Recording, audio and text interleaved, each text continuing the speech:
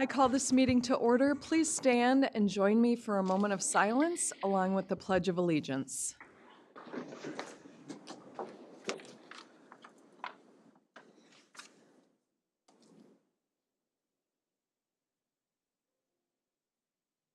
I pledge allegiance To the flag of the United States of America, to the republic for which it stands, one nation, under God, indivisible, with liberty and justice for all. Thank you. Good morning, everyone, and thank you for joining us for this December 19th, 2023 board meeting, Sherburne County Board of Commissioners meeting, our last meeting of the year. So exciting. I do want to please note that Commissioner Greg Felber is joining us remotely. I think he's on. Did he make it on yet? He's He'll be not quite joining yet us. on, but we. Yes. Oh, there he is. There he is. Good morning, Greg. Good morning. So joining us remotely. So Greg, we're gonna have to have you turn your camera on so we can see you. Where is it? There we go. Thank you. okay, great. There we go. So with that, I will ask for an approval of the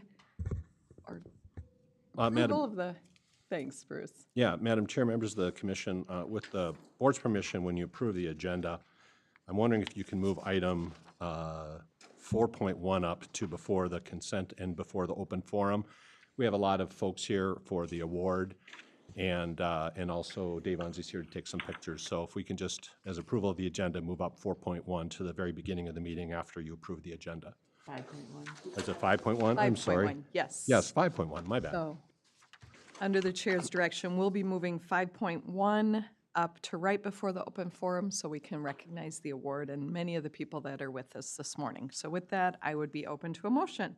Madam Chair, I'll make the motion as amended.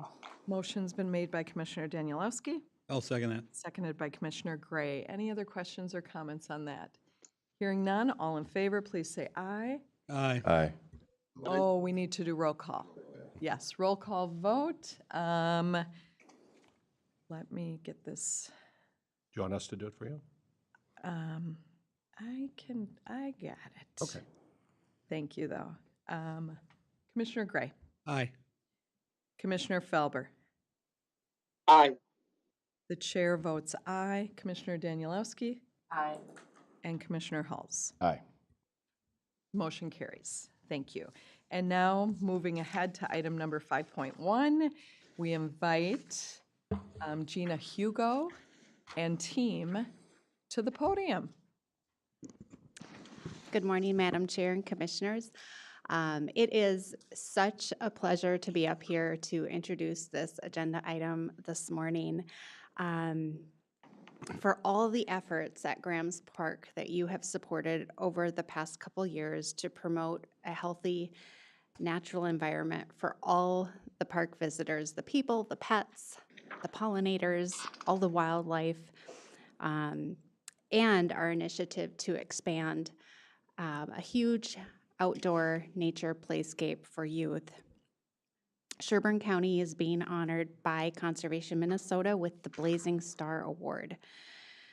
So I'm really grateful. I think we're all really grateful that you supported this work. And we wanted to take full advantage of this opportunity to put a spotlight on all the critical players involved in making these projects a possibility. Many are here in person, some have joined us virtually, and I want to list them all off because it's amazing what an exemplary project this has been to pull in so many external and internal partners.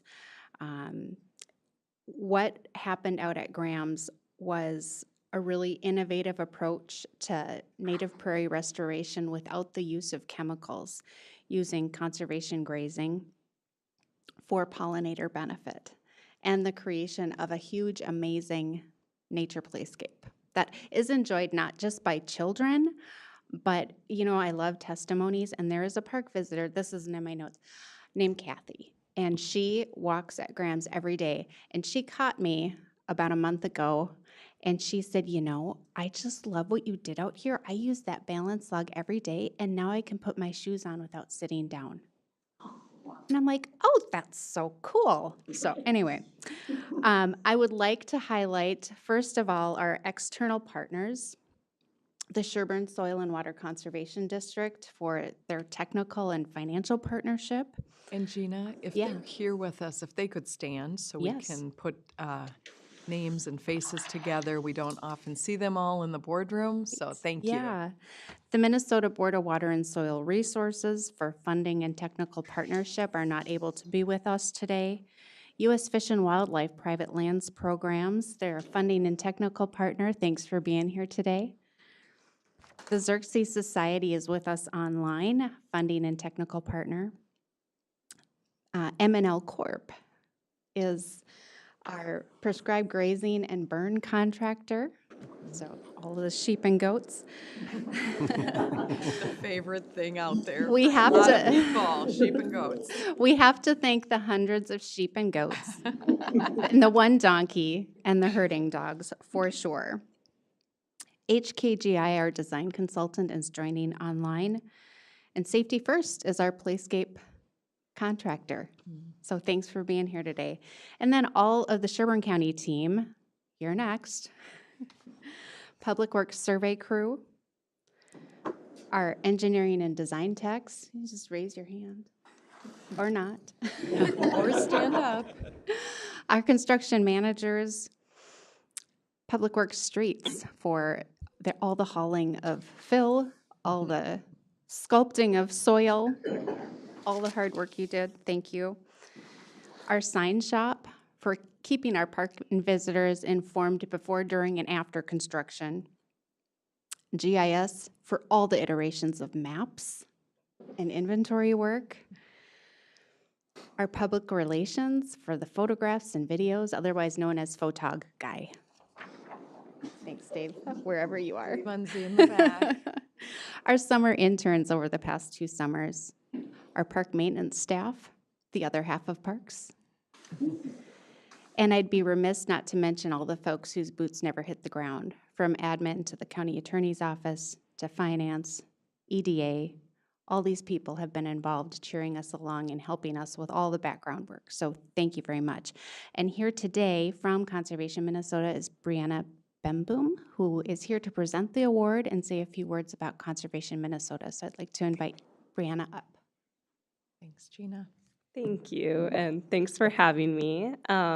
Like you heard, my name is Brianna Bemboom. I am the Public Engagement Director at Conservation Minnesota.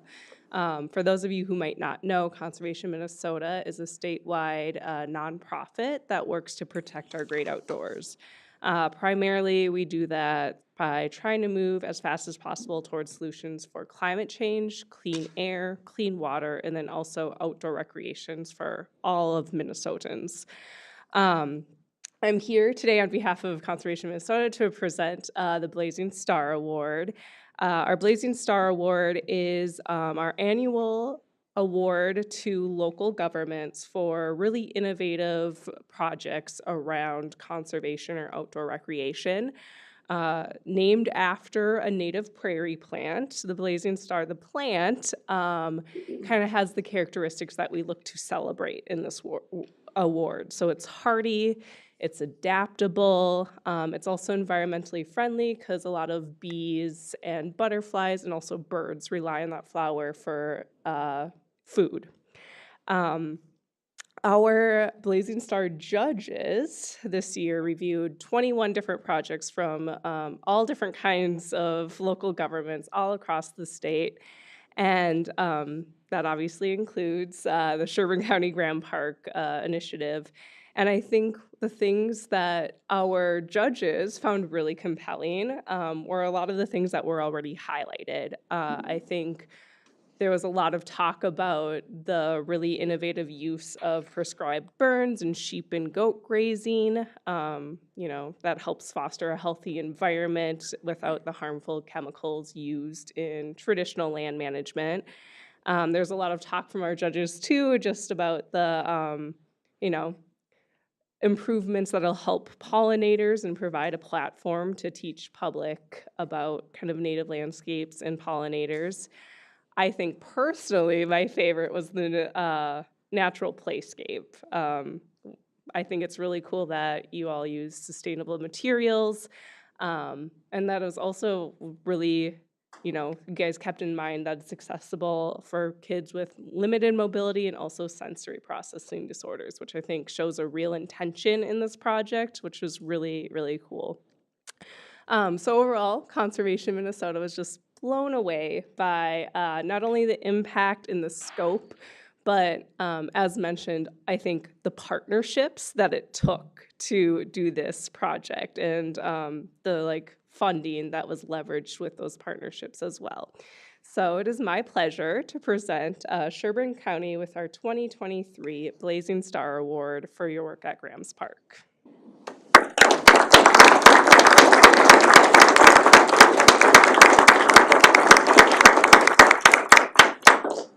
So before we try to snap a picture with all the partners, any comments from the board or Bruce? Anyone want to say anything? Commissioner Danielowski. Thank you, Madam Chair. I just wanted to say thank you to everybody that was involved in this process, having visited out there a few times and being able to see the sheep and the goats in action. It was amazing to watch it all come together, and just cannot do it without a lot of people's help, obviously. And I know that this will move Grams Park forward. It's already our #1 visited park, and I see that it's going to just grow in those numbers into the future. So thank you so much for recognizing all the efforts that all of our staff put into it and our partners. Thank you so much. Yes, and I just want to reiterate what Commissioner Danielowski said. Incredible partnerships, plentiful partnerships. We've thrown a big net out to get Grams Park done. If you're not sure or don't know where Grams Park is, it happens to be in my district, up in Zimmerman. And if you haven't visited, I really want to invite everyone. It is the most frequented park in our county park system, and the new amenities that are there are amazing. I just had a person stop me yesterday and say, Grams Park is the best thing in this area. So please try to get out there. The partnerships that Gina has assembled to put this together. I mean, we have to just name Gina Hugo as one of the most voracious person to reach out for partners and cash. I've never seen anyone go after grants and money on the state or federal level more than Gina Hugo. And when we wanted to hire a parks coordinator and she applied, we knew we had the right person, and she has already taken us to a level that I don't know that we imagined. So thank you, Gina. And with that, Administrator Messelt. For the picture, since we have some online folks, I'm going to have Keisha put online. We'd like to gather under this screen here for a group picture with everybody involved. Okay. So will that work So whenever you're ready? everybody gather, every park person gather over by that screen. And then after the pictures, I would like to invite all of our partners to please join us down the hall in the EOC for refreshments before you go. We didn't know about that place.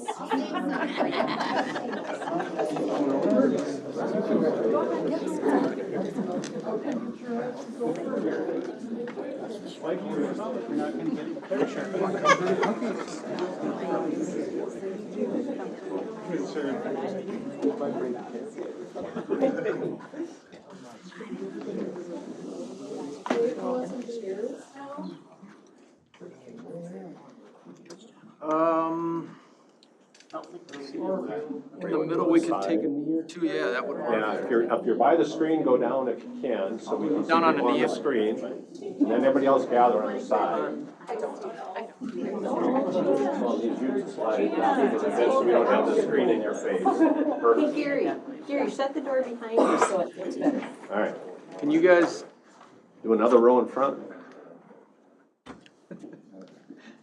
One. All right. We didn't know Anyone with good knees. weddings. I know. Well, no, when 5 minutes, you really have to have the wide angle, so it's good. 3, 2, 1. All right, online, everybody say cheese on 3. 1, 2, 3, cheese. All right. I'm gonna Good. snap Hold one on. too if that's okay. Sorry. Crazy fish and wildlife people.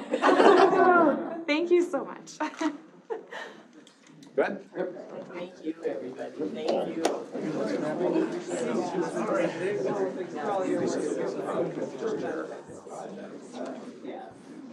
Come on, sure, leaving. That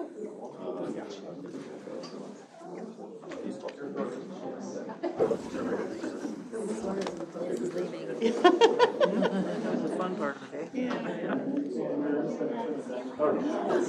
If not later today, then probably tomorrow. Have a good day.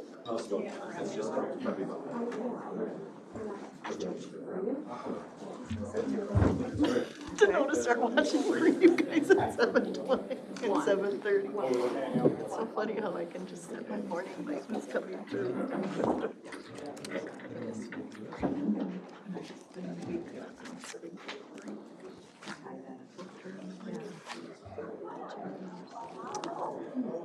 Yes, great award. I know something our townships and cities are always looking for is connectivity to their parks and their trails, so it just benefits our area in so many ways. So that is an exciting way to start a meeting.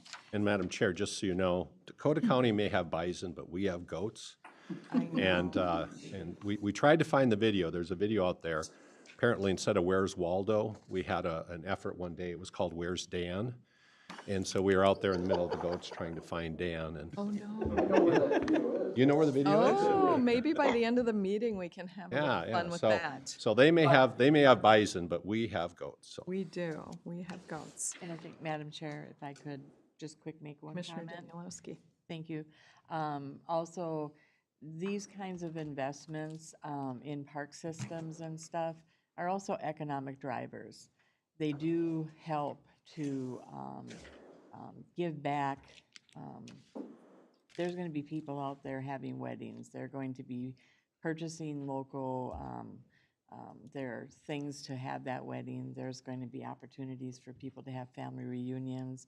These are just plain also a piece of economic viability. So I just wanted to mention that as well. Thank you, Madam Chair.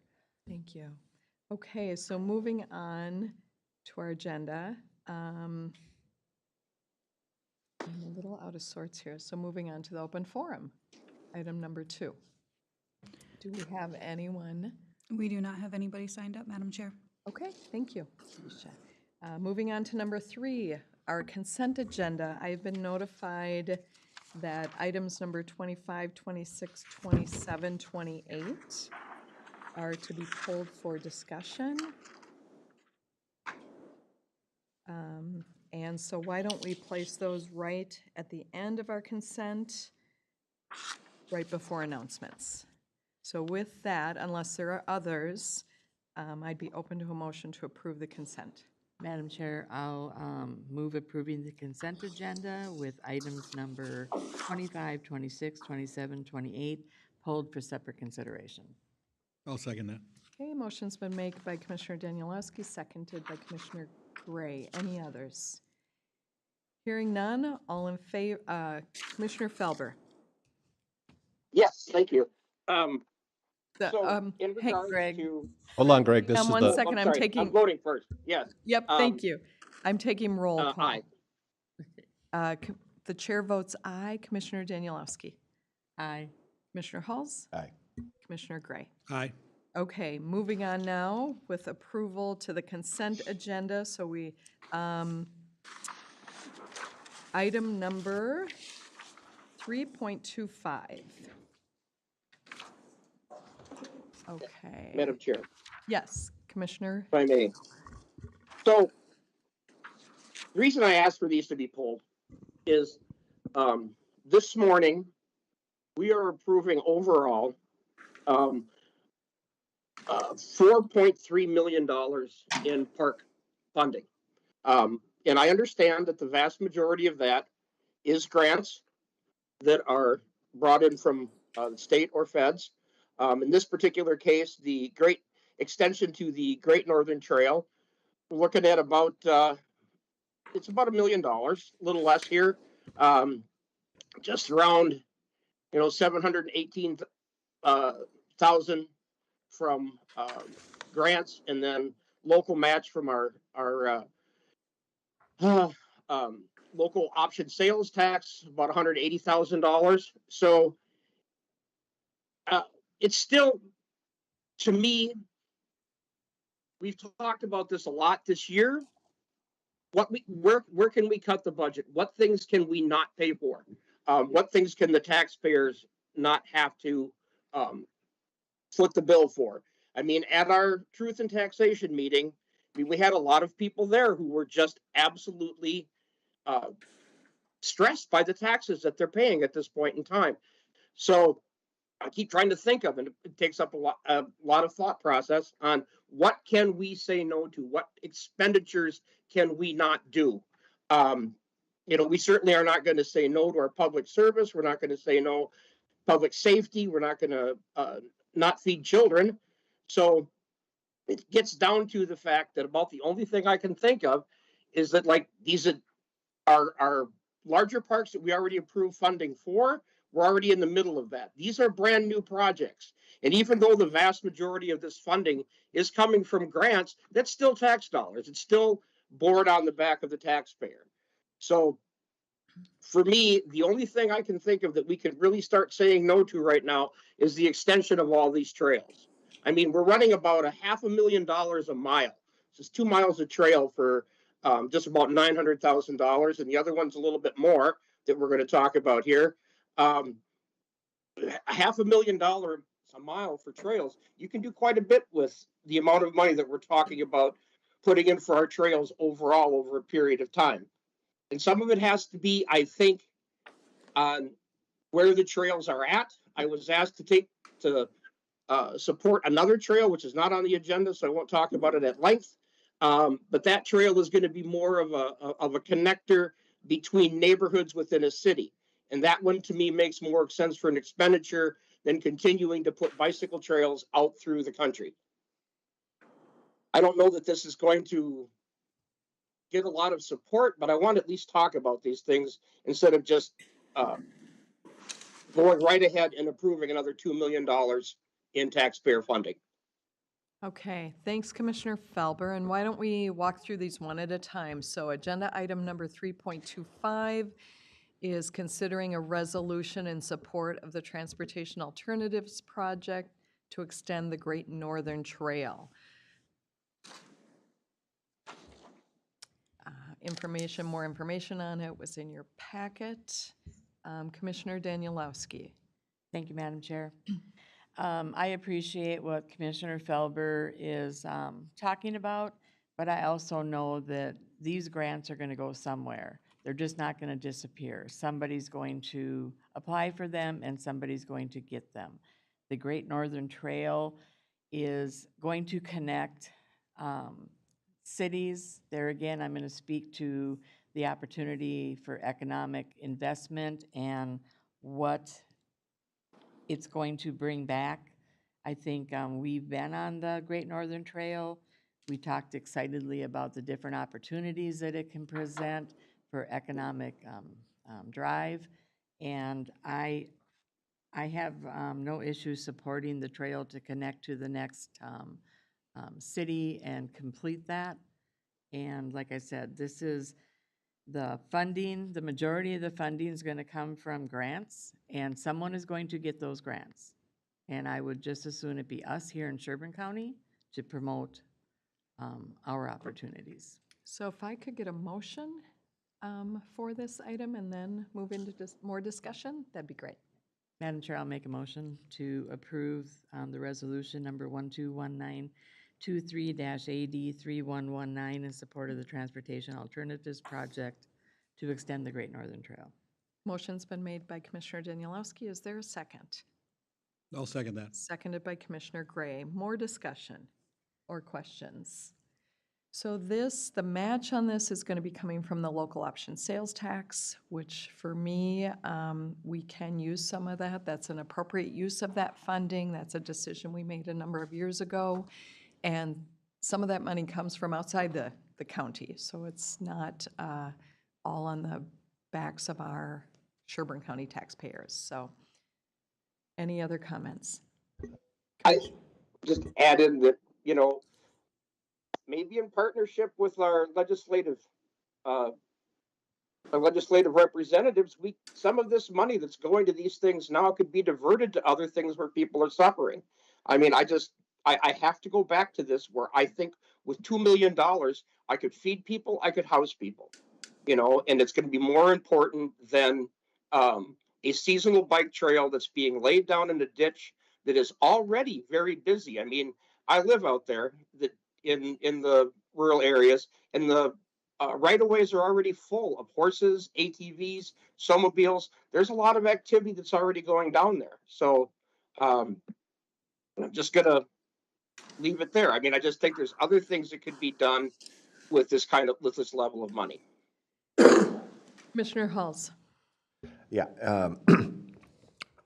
this is one that I'm torn on. I'm a frequent user of the Great Northern Trail. I use it quite a bit in the summer, not in the winter, but for biking and all that stuff. So I'm appreciative of the Northern Trail, but this goes back to a discussion that we had I think last time, and then at the same time when we were looking at the parks strategic plan, I believe that there's an absolutely appropriate use of grants and money for parks. I just am. I just want to make sure that we're stretching the dollars that get appropriated to that appropriately, and that's where I kind of agree with Greg on this. Is that I just don't know.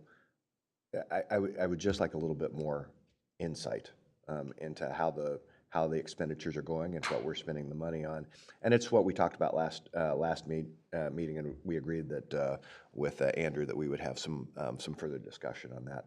So I see where Greg is coming from on this. I'm kind of in the middle on this one. So, yes, Greg, and I appreciate your comments, and I understand where you're coming from, but this is a system that we're a part of, and this money isn't going right now to feed people or to go to other communities. It's targeted for parks and trails. And so it's a philosophical difference that you're talking about, and I wholly and totally support that there are critical needs in our state that money should be or could be going to, but this is targeted to parks and trails, so that's a whole system issue. Andrew Witter is with us, so has a few comments to make.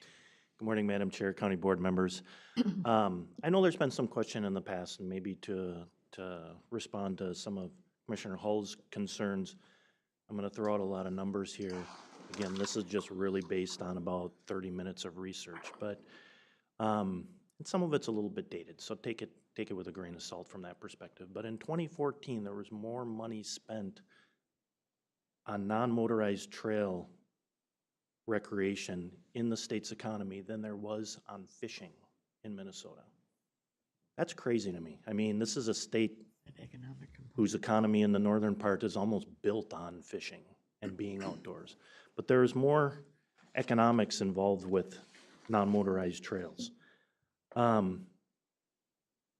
It's an amenity to our community. It really is. And what that does for us from an economic perspective is it keeps our home values up. It keeps our property values up. People are looking for these amenities in their communities. Somewhere upwards of 80% of the people who buy homes now are looking for trails that are within 1,000 feet of their home. So that's why we're taking a look at a lot of this. And what does that do? In 2021, the National Association of Realtors says that it raised your property value between 3 and 5%. Some places upwards of 15%. So it's helping us out from that perspective. The University of Minnesota or University of Wisconsin Extension took a look at a number of different studies over the course of the last 20 years. And in every single one of them, it increased the property values between $8,000 and $9,000. So with these four items that we're talking about this morning, specifically about two different sections of trail that we're just applying for funding. We don't have the funds for them yet, but ironically, for each one of the trails individually, there's about 470, 480 single-family homes and properties, residential properties within that 1,000-foot buffer on either side. So you start crunching the numbers on that, that's anywhere between a $2 million and a $4.5 million increase to property values within Sherburne County and the residents of Sherburne County. That's what's bringing people here. They want those outdoor amenities for their families and for their communities. So I just wanted to provide that information. Again, it's high level. We can dig into it with more detail, Commissioner Hulls, because I know you were really concerned about some of the economics of what does this do for Sherburne County and the communities and the citizens. Just my 2 cents, crunching the numbers in a different way here. You're looking at, $897,000 for this first number 25. We're paying, it's costing us, for getting $1 worth of value, it's costing us 25%. So, and then if you figure in the local option sales tax, which is about 60% of the individuals are from outside of the county, that drops that number to 8%. So we're getting $890,000 worth of value for 8% of that, which comes out to about $72,000. From a business standpoint, you can't get a better deal than that. I mean, there's just no other way to look at it. I mean, I understand Greg's point in regards to, yeah, there's maybe better ways to do it, but this money's allocated, the $700 and some thousand is already allocated to go to parks. If it doesn't come to us, it's going to someone else. So it's not like we're just going to throw that into housing or feeding someone or doing something of that nature, even though those are vitally important issues. But from this standpoint, you look at this, when you're getting $1 worth of value for 8 cents, I think we're doing pretty well. Just correct, I think it's 60% is from the county, probably 40% is out of state. Out. So just a flip. It's the same logic, but you're probably, 84 cents on the dollar is coming from non-county residents, yeah. Yep. Just a question too, timeline for this. Is this something that we need to approve at this meeting so we can move ahead? This is just requesting resolutions in support of the grants that we're trying to go for. This doesn't say we got the grants. That will come back to the board when that happens. So these are just resolutions saying we support going for these grants. And as I said in the earlier presentation, I've never met anyone as voracious as Gina to look for outside money. Yes, it's taxpayer money, I understand that, but it's not just on the backs of Sherburne County residents. And we try to have the least impact on our own residents as we've been moving ahead with Parks and Trails. So I think if they're just resolutions supporting the request, so. I think if the board is amenable, what we can do is Andrew can put together a packet and send it out to you commissioners individually, and you can look at it with some of the economic justifications, and then if you feel you want to have a longer discussion, we could schedule a workshop for the spring to sit down and think more about this, but. Madam Chair? Yes, Commissioner Danielowski. Thank you. In regards to, we have to also look at the language, alternative transportation. The state and the federal are looking for you to be looking at ways to provide alternative transportation opportunities besides just getting in your car and getting around. And that will play in other areas when you're looking for financing to help pay for some of your bigger road projects. I mean, I'm going to refer to the 27 and 28 portion of this. That is to go along Trunk Highway 25. We are working diligently on trying to find an alternative way, another crossing at some point. And the state and the federal are looking for what are you doing in the meantime to help promote the opportunity for someone to get from point A to point B without being in a car. So I am totally supportive of us moving forward on these resolutions to support the application for these funds. And I will make a motion to Okay, that. we have a motion on number 25, and I'm going to call the vote on that. So, and we're going to move through these now that we've had some discussion. So item number 3.25, the chair votes aye. Commissioner Danielowski. Aye. Commissioner Halls. Nay. Commissioner Gray. Aye. Commissioner Felber. I think that was- Could you clarify that, Greg? Nay. Okay. No. So Nine. motion carries 3-2. Item number 3.26, I make a motion to approve that resolution. to maintain the extension of the Great Northern Trail from 5th Avenue to 273rd Avenue. Motion's been made by Commissioner Danielowski. Is there a second? I'll second that.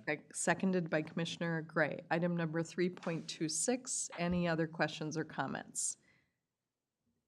Just one question. So on the resolution itself, as I read it, it's allowing us to apply for the grants, but I also see in the very last statement where it says the sponsoring agency hereby agrees to assume full responsibility for the operation and maintenance. So is that's committing beyond the grant, is it not? Only if we get it. If we get the grant, Only if we get it. correct? Correct. Yeah, Madam Chair, Commissioner Halls. So that commits us, if we end up getting the grant and the county board accepts that grant, it commits us to operating and maintaining that, and that can be in any various levels. As of right now, we don't plow any of our winter trails, and that's perfectly fine. We groom some of them for cross-country skiing and other outdoor activities during the winter months, but primarily would be just routine maintenance and upkeep. Okay, and so for clarification on my part, Mm-hmm. this, so these resolutions specifically allow them to apply for the grants. However, it still has to come back to us to accept the grant. Correct. And then beyond that, to the level of support, we would have to approve beyond that as well. From the maintenance side, correct? Correct. Okay, thank you. Commissioner Felber? Yes, I mean, it just, obviously, I mean, in the packet that we were given, you know, it doesn't, obviously, we don't know what it's gonna cost us to do this in the long run. But there isn't a cost even mentioned there, but obviously maintaining an asphalt trail costs money. So, I mean, does it matter, we already have the equipment, we already have the staff, yes, but you're gonna be spending dollars to maintain it, that's all. Any others? Administrator Messelt. Thank you, Madam Chair, members of the commission.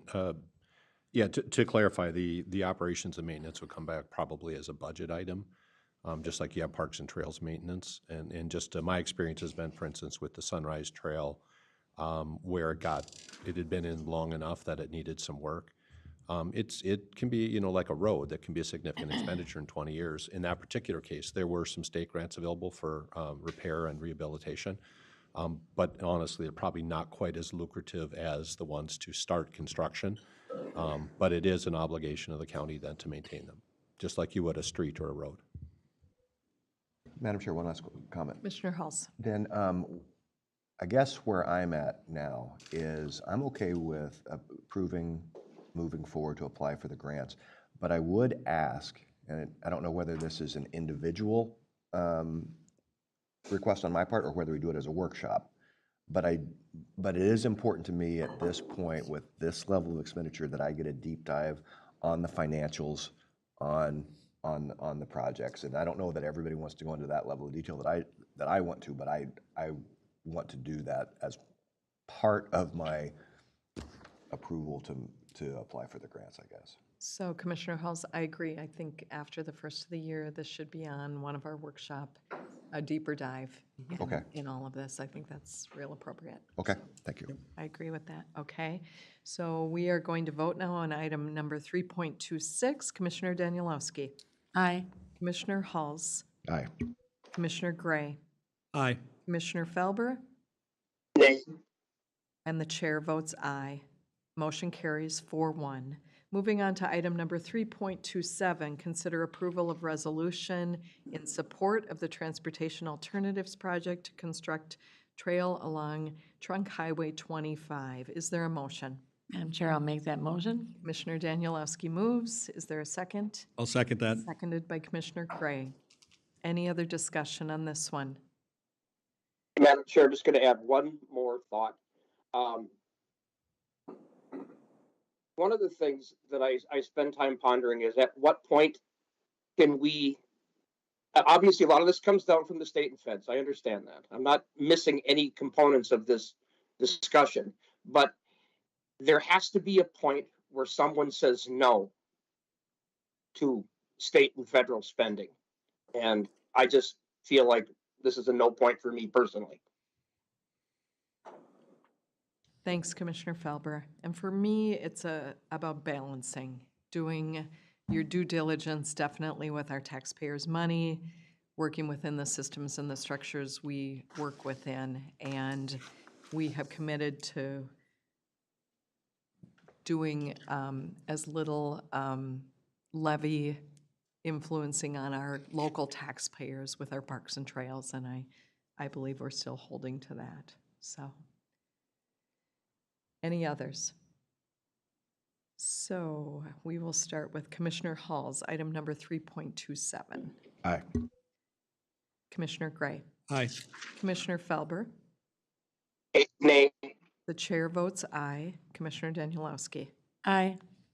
Motion carries 4-1. Item number 3.28.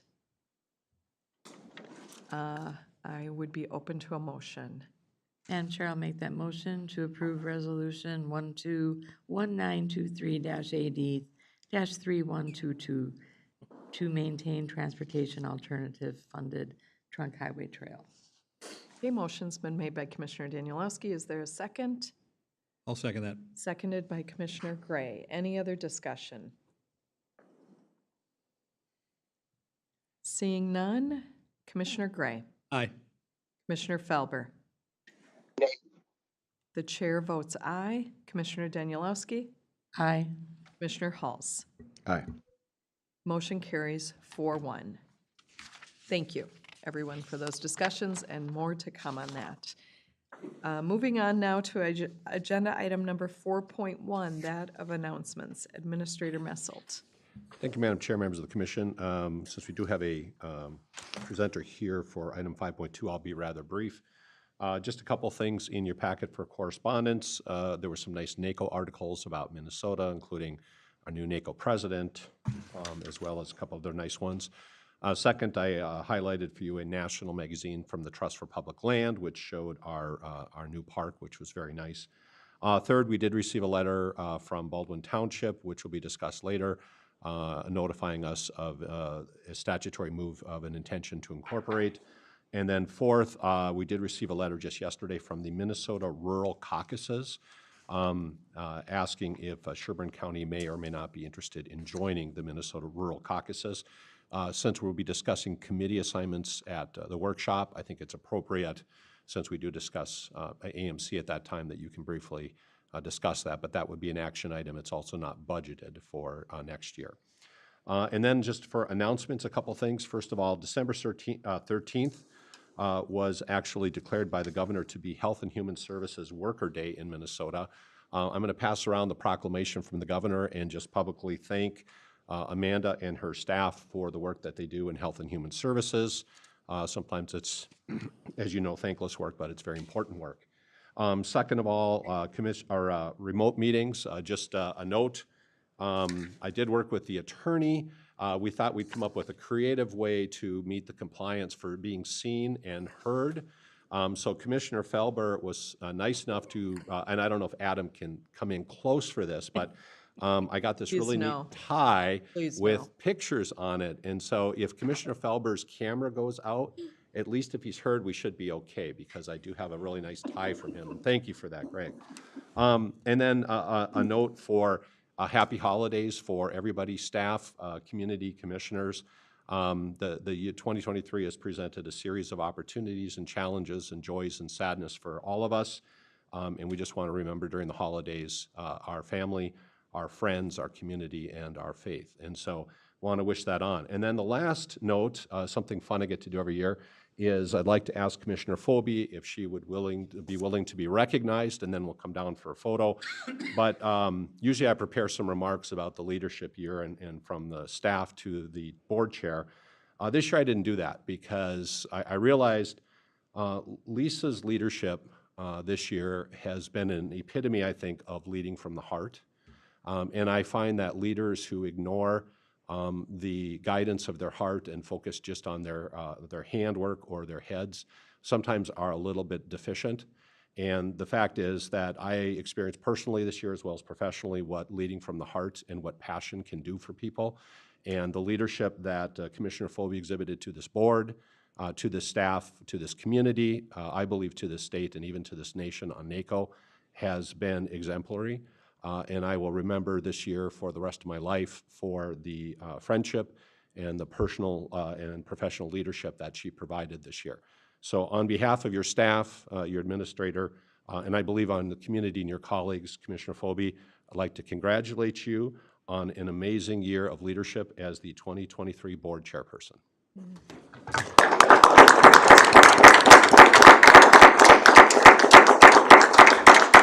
Mr. Unzi is here for a photo when you're ready. I just want to say a few words. We do a friendly rotation on this board, so each year we move to a new chairperson, and I really like that process. It gives each of us a chance to sit in this chair and provide that leadership. Doing that this year with 3 brand-new commissioners that sometimes I call my yahoos. With my heart, I just want to say it's been an honor to serve a new board. Those are very challenging at times and can be, but I'm impressed with our board. We don't always agree on everything, and that's okay. That's what this is about.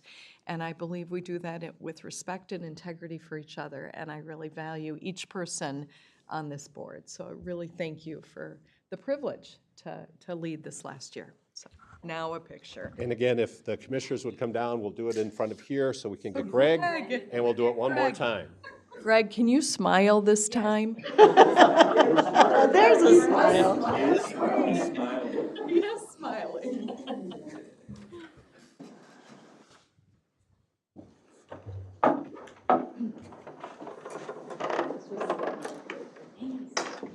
Yeah, I think you stand around from that.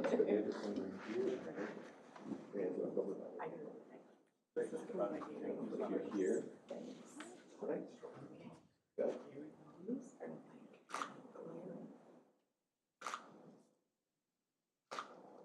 That worked? Yeah. Goofy. One more.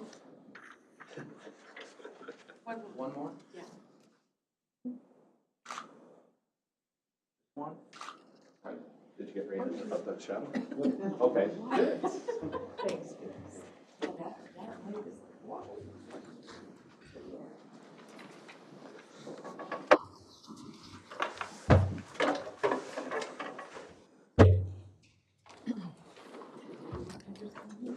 Yeah, and I'd just like to say that as a new commissioner, Lisa's been a rock and a mentor for, personally, I don't know how she feels with the other two and how they feel, but for me, it's been just a privilege to learn under her and move forward. So got a lot to go, but yes, it's been for a first year to have someone leading like her was tremendous. So thank you.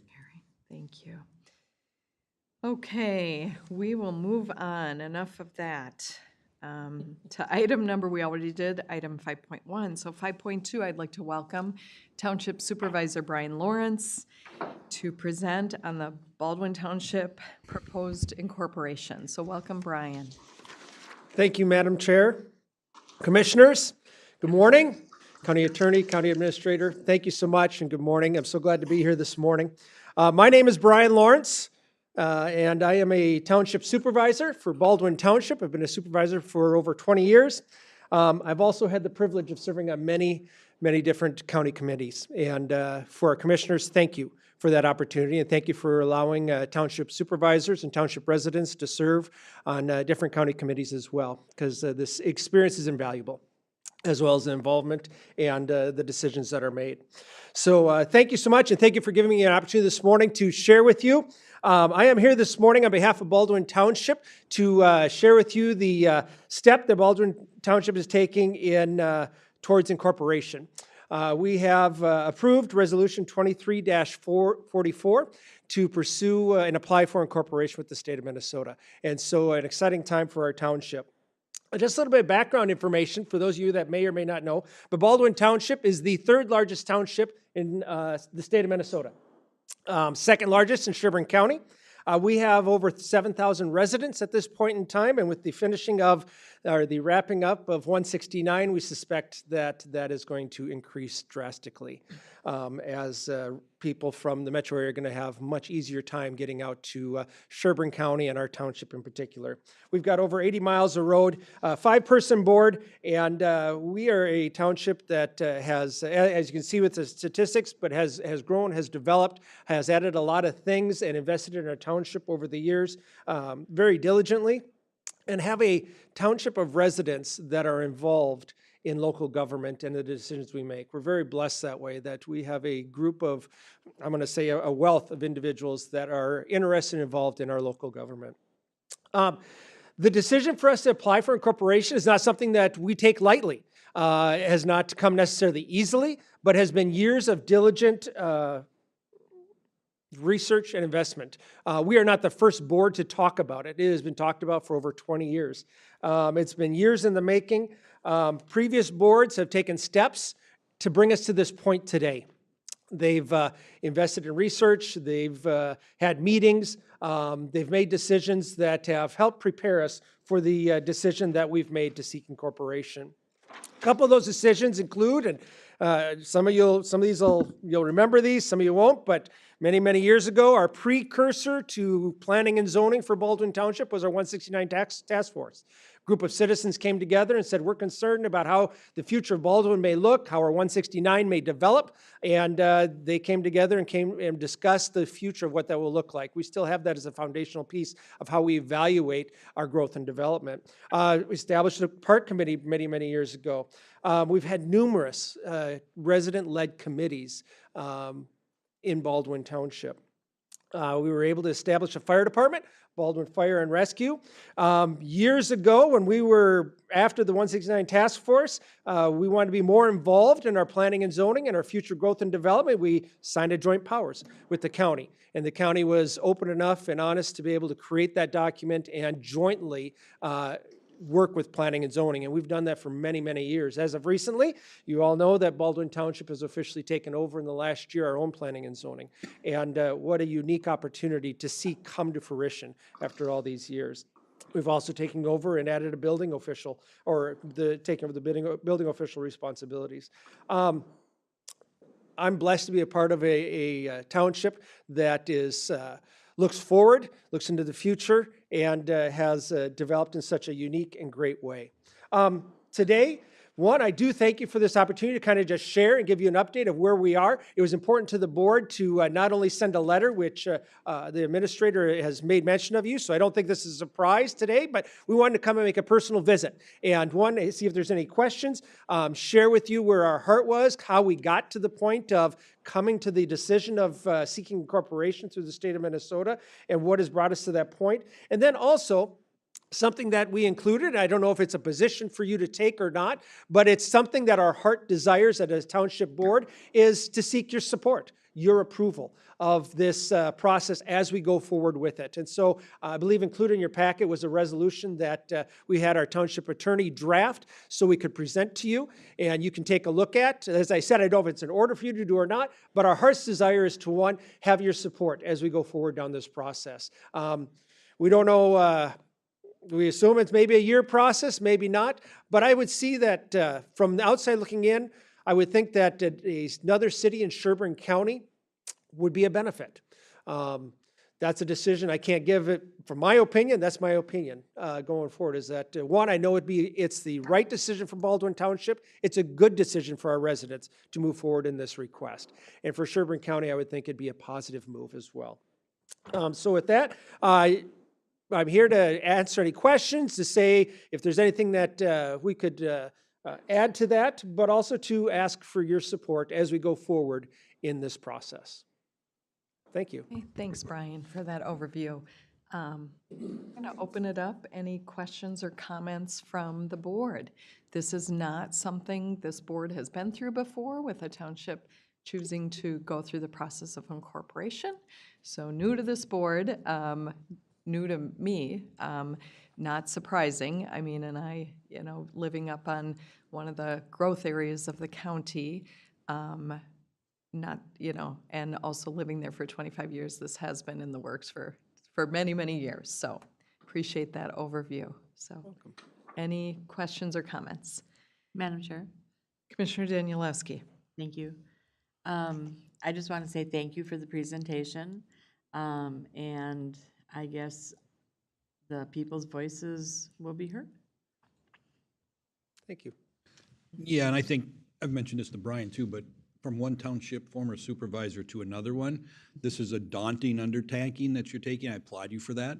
I mean, I'm not sure that as the county where our position will be in, but there's a lot of gray areas that I think that have to be looked at and addressed before we move forward doing anything like that. But yeah, I think you've got your work cut out for you. There's absolutely no doubt.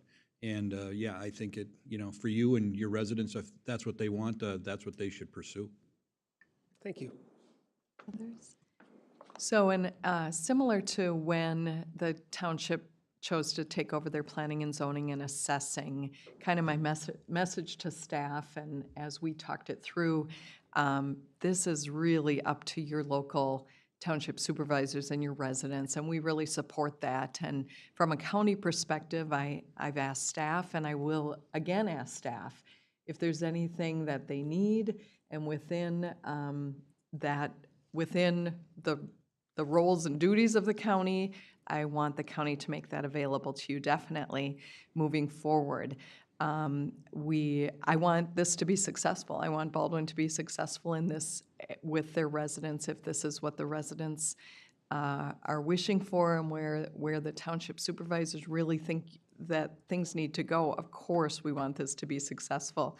Your taxpayers are our taxpayers, and we would like it to be seamless in that. So we will definitely quietly be watching. I'll be at your meeting tomorrow night. They have an open house or an open public forum tomorrow night.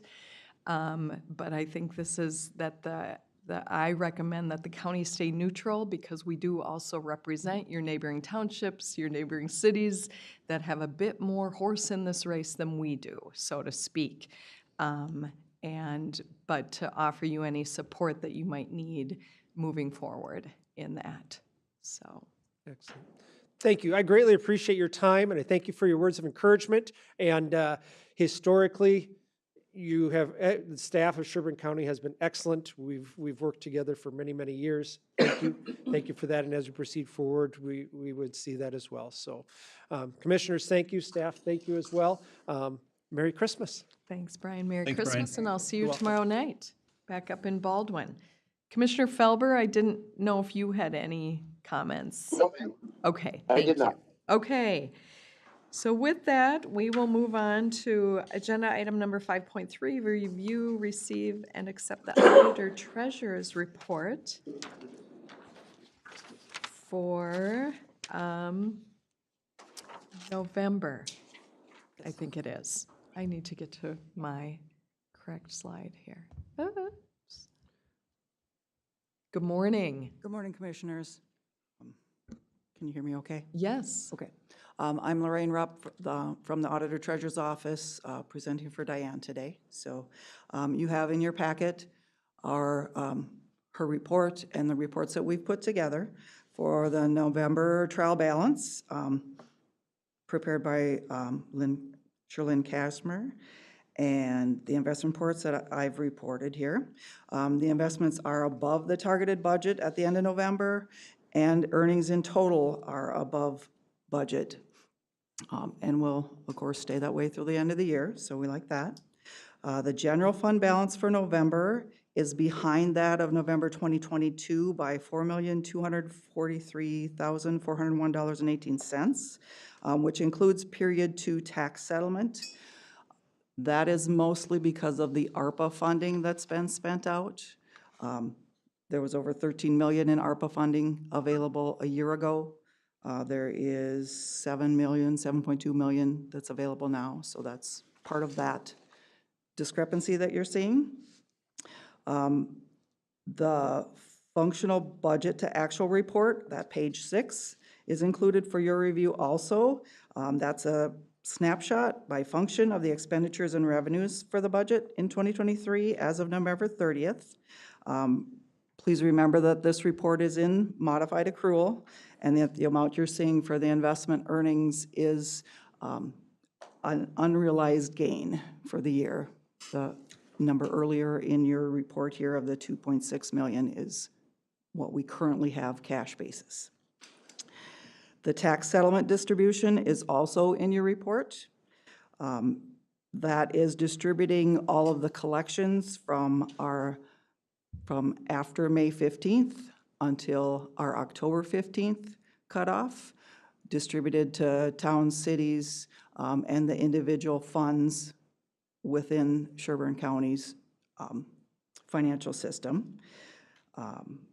We do have the audit for 2023, which will be starting in January to be working on. The Office of Clifton Larson Allen will be conducting our 2023 audit.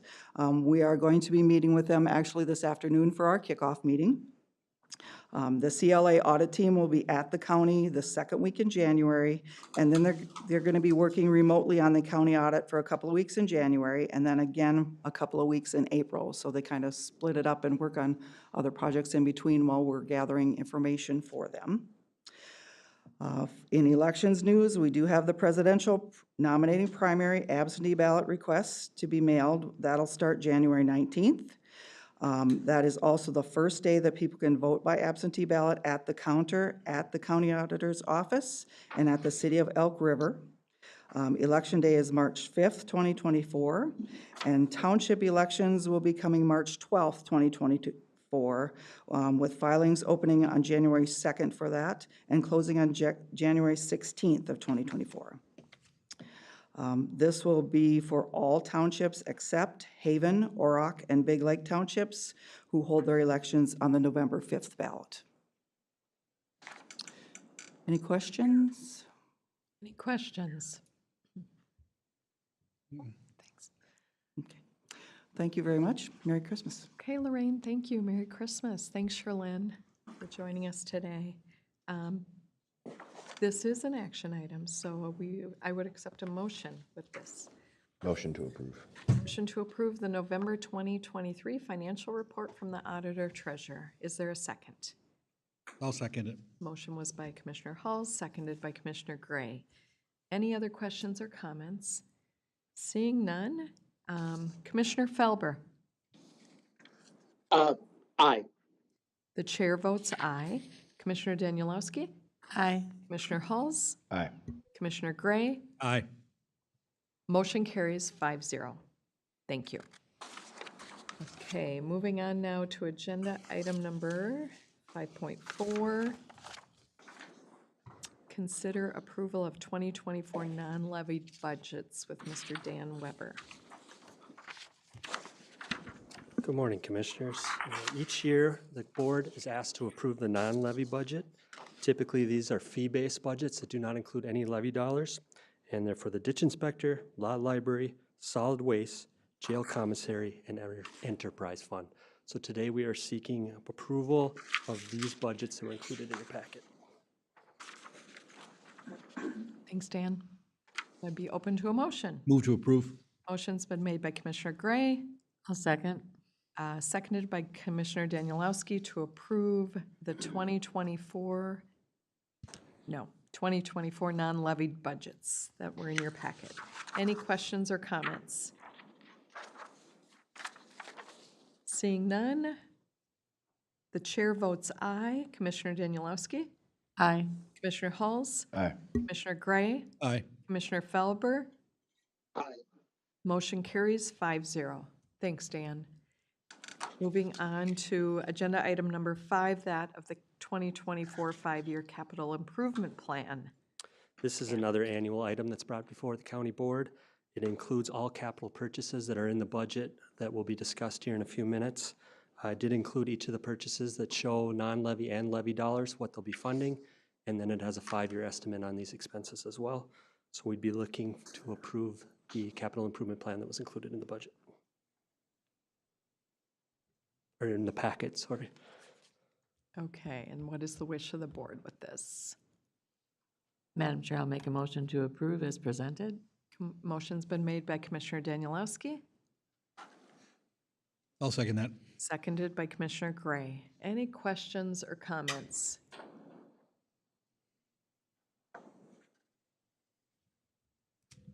There's a lot of information there. Thanks for all of that. So, Commissioner Danielowski, Aye. Commissioner Halls, Aye. Commissioner Gray, Aye. Commissioner Felber, Aye. and the chair votes aye. Motion carries 5-0. Thank you. Thanks, Dan. Moving on to agenda item number 6, 5.6, consider resolution establishing the county elected official salaries. Administrator Messelt. Thank you, Madam Chair, members of the commission. So annually, the county board establishes the salaries for elected officials for the county for the succeeding year. The opportunity, this is not like your salaries that they absolutely have to be approved tonight, but typically they are just simply because of payroll. We did present in the board packet the recommendation for a 5.5% increase in salaries for the 4 elected officials. This year, we did focus on internal comparisons in the sense that our department heads, full-time department heads, of which the elected officials also serve as full-time department heads, typically have received the cost of living adjustment plus wherever they come down on Trackstar. And on average, it's been running 5.5% or even slightly higher in the past several years. The elected officials, for concerns of compression as well as equity, had recommended that 5.5% for next year. We did do some quick external comparisons, and again, it's anecdotal. And just looking across the board, these are consistent with what's happening in other counties. An example, recorders have recently settled between 5 and 7.63%. Sheriffs in Washington County, 6.5%. Wright County, 6.75%. The county attorney in Wright County was approved for a 9% increase this year as well. So overall, we've kept consistency as opposed to varying the positions. I think if the board is interested, next year we could do a more comprehensive survey. We didn't do that this year. Again, the focus was internally. It falls within the budget parameters. Typically, when we budget for the specific cost of living adjustment and then an estimated range for performance, and we're within a couple $100, so it's not going to make a difference at 5.5%. So I would recommend approval for 2024. Okay, thanks, Bruce. What is the wish of the board with this? Madam Chair, I will recommend approving the requested 5.5 increase in salaries for our elected officials. Motion's been made by Commissioner Danielowski. Is there a second?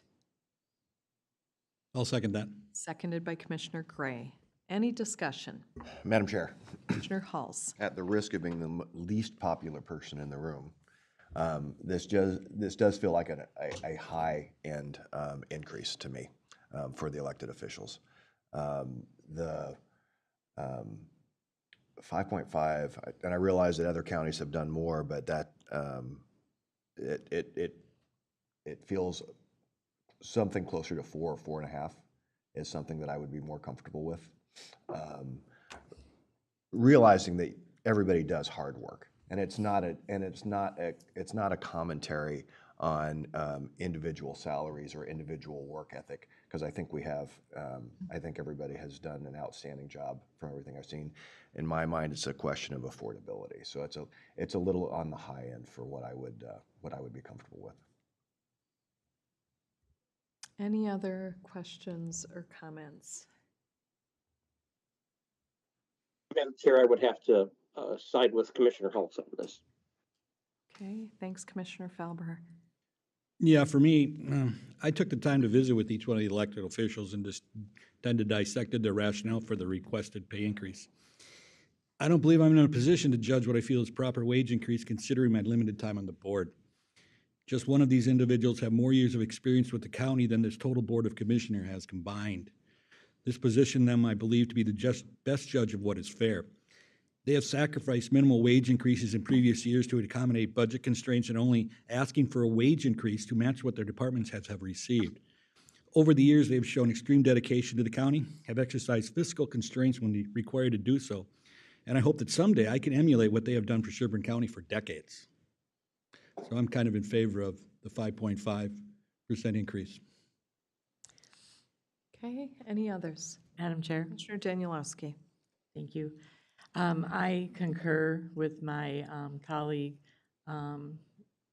and I also want to thank them for all their years of dedicated service. I feel that they, by all means, deserve what they're requesting, especially knowing that they have done zero in the past to accommodate the needs, and I do not want to see them. They are in charge of large departments in this county, and they do it extremely well through their fiscal constraint, and I will support this 5.5 increase request. Okay, so we have a motion and a second. I am going to take the vote. Commissioner Hulse. Nay. Commissioner Gray. Aye. Commissioner Felber. Nay. The chair votes aye. Commissioner Danielowski. Aye. Motion carries 3-2. Okay. Moving on to agenda item number 6, I will recess our regular meeting and open our Regional Rail Authority meeting.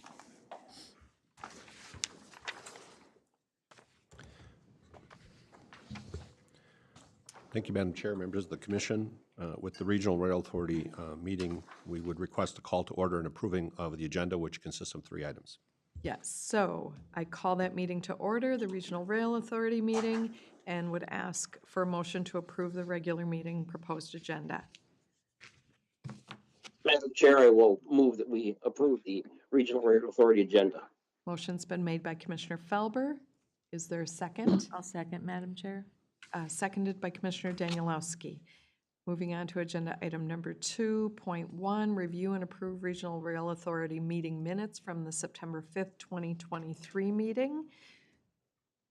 Could I get a motion to do that? So moved. Motion's been made by Commissioner Hulse. Is there a second? I'll second it. Seconded by Commissioner Gray. Any questions, comments on those meeting minutes of September 5th? Oh, shoot. I needed to do a roll call. Yeah, if you want to do the roll call for both the agenda. Both the agenda. And item 1. I am sorry. I failed. Yeah, it's better for the record, just. But So if you do a roll call on approving the agenda, and then at the same time, you can probably ask for a roll call on approving the Okay, minutes. so I'm going to do a roll call for approving the agenda and the minutes. Commissioner Felber. Aye. The chair votes aye. Commissioner Danielowski. Aye. Commissioner Hulse. Aye. Commissioner Gray. Aye. Motion carries 5-0 for both the meeting agenda as well as the September 5th meeting minutes. Moving on to agenda item 2.2, consider improved certification of the 2024 Regional Rail Authority levy. Administrator Messel. Usually there's a rush for somebody to make this motion. That was Felix. Yeah, so. Not here. Yeah, the great news is that we get to set a levy at 0 with Regional Rail Authority, and we're recommending that. If you're wondering why we're doing this structure, it's because we need to have the levy for the Regional Rail Authority set before we set the overall county. So that's why you have the breakup of the budget items. But the recommendation of staff is to, again, establish the Regional Rail Authority levy at 0. So moved. Motion's been made by Commissioner Hulse. Is there a second? I'll second it. Seconded by Commissioner Gray. Any other questions or comments? The chair votes aye. Commissioner Danielowski? Aye. Commissioner Hulls? Aye. Commissioner Gray? Aye. Commissioner Felber? Motion carries 5-0. On to agenda item 2.3, consider and approve the 2024 master funding and annual operating grant agreement of the North Star Link commuter bus. Mr. Andrew Witter. Morning again, Madam Chair, County Board members. Before you, we are looking for the approval of the 2024 Master Funding Agreement and Annual Operating Agreement for the North Star Link commuter bus service. This is specifically for the bus service that goes from St. Cloud to the station at Big Lake to provide that service and connection to North Star. This is not approving anything in regards to North Star. You can see, just based on the way some of the finances worked out this year and some of the reimbursements that the agencies and entities have seen in regards to MnDOT's participation, the cost has dropped from last year. And, we are just a partner to this agreement along with Hennepin County Regional Rail Authority, Stearns County Regional Rail Authority, and the St. Cloud Metropolitan Transit Commission. So with that, I will take any questions. Before there's questions, let me add the bigger picture since I think some of you had questions. With your adoption of a legislative priorities, the number one priority is to clarify the funding for North Star proper. And both Micah as well as Lockridge Grindle are working on that. When Andrew and I put this together, we kind of did the but-for test. So, but for the question at the legislature, had the state taken over funding for North Star, would we continue the link? And our recommendation would be yes. The legislative action was to take over funding for the North Star Rail. The link is a separate agreement through the St. Cloud APO, I believe, so it is not affected by the legislative question. It's a very small, in our opinion, small amount to support regional transit should it continue to be provided.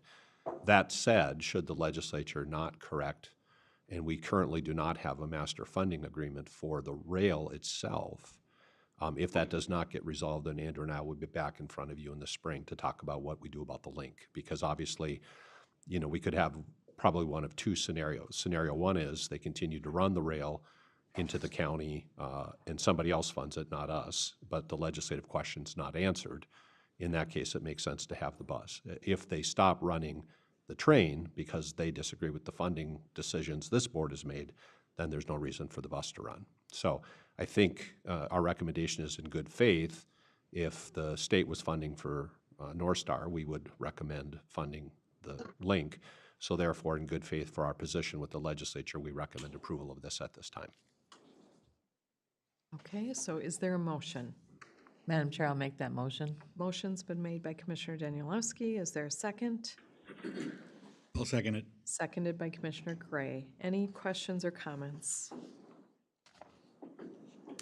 Seeing none, we'll vote by roll call. Commissioner Hulls. Aye. Commissioner Gray. Aye. Commissioner Felber. Aye. The chair votes aye. Motion has carried 5-0. I didn't get to vote. Oh, Commissioner Danielowski. Aye. The motion now carries 5-0. Her sheet's getting kind of full there, marking down Yes, X's, so. and my brain. So thanks for your patience with me. Okay, thank you, Andrew and Bruce, on that. We will now adjourn. I will adjourn the Regional Rail Authority meeting and reconvene our regular meeting. Moving on to agenda item now, 7.1. We will consider and approve the 2024 salaries for county commissioners. Thank you, Madam Chair, members of the commission. Pursuant to your direction and policy, first of all, we did receive revisions to the policy as you had requested. So Dan and I have listed the 4 criteria established in your policy. You can see how those would or would not play into your decision. But then, notwithstanding that, which the policy allows deviation, the board direction from establishment of the preliminary levy in September was a 2.5% salary increase.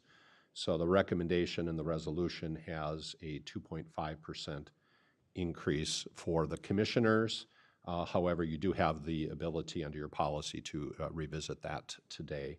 I would note that you are required under statute to take this action by the end of December, effectively today, unless you wanted to have a special meeting by the end of the year. Commissioners cannot set the salary in the same year as their budget, so that's why it's required to be done today. Okay, so I would be open to a motion. Madam Chair, I'll make a motion for the 2.5%. So Commissioner Danielowski makes a motion to approve the resolution with a 2.5% increase of the 2024 salaries for county commissioners. Is there a second? I'll second it. Seconded by Commissioner Gray. Any discussion? Madam Chair, Commissioner Halls. realizing that we did have this discussion previously, I'm torn. You know, just as I mentioned with the other elected officials and salaries from an affordability issue. I guess where I'm at is I think when we're going to talk about the levy budget in just a second, it is one of the lowest levy budgets in the state, right? So let's give credit where credit is due. I still personally feel like there's work to be done. And I think there's always room for improvement. So I'm uncomfortable voting myself a raise because I feel like there is work to be done. I perfectly understand if others have other opinions. I'm not making this as a value judgment. I'm just stating where my head's at. So that's my struggle. Others? It is one of the more awkward things that we do, and the legislature did it for years for themselves also, till they appointed a commission to do that a number of years back. Yeah, for me, here I am again, putting my thoughts down on paper, but so I get them all there. But I think some commissioners deserve more than others based on years of experience and dedication to committee assignments and hours of commitment. I feel as a new commissioner, even though I diligently attend all my committee assignments and meetings as appointed, I don't believe I deserve a wage increase, as I feel I'm still learning. But this is an all or nothing type of situation. I feel strongly that some commissioners do deserve a wage increase, and I would support that. Other comments or questions? Madam Chair, Commissioner Felber. as much as I believe that I can concur with both statements from Commissioner Halton and Commissioner Gray. I mean, I understand both of those things, but I say in my desire to figure out a way to cut a dollar here and a dollar there, I would have to say that I'm not comfortable with voting myself a raise at this point in time. Others?